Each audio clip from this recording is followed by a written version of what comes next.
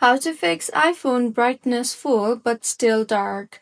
Hello everyone, I am Bishaka and welcome to our channel. Now let's get right into the tutorial. Firstly, go ahead and launch the settings application on your device and tap on the accessibility option you see there.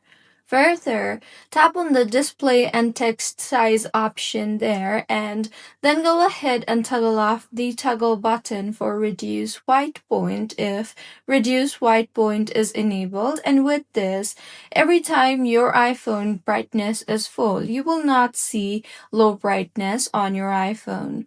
So, this was about how you can fix iPhone brightness full but still dark. If you find this tutorial helpful, please like the video and do comment if you have any queries.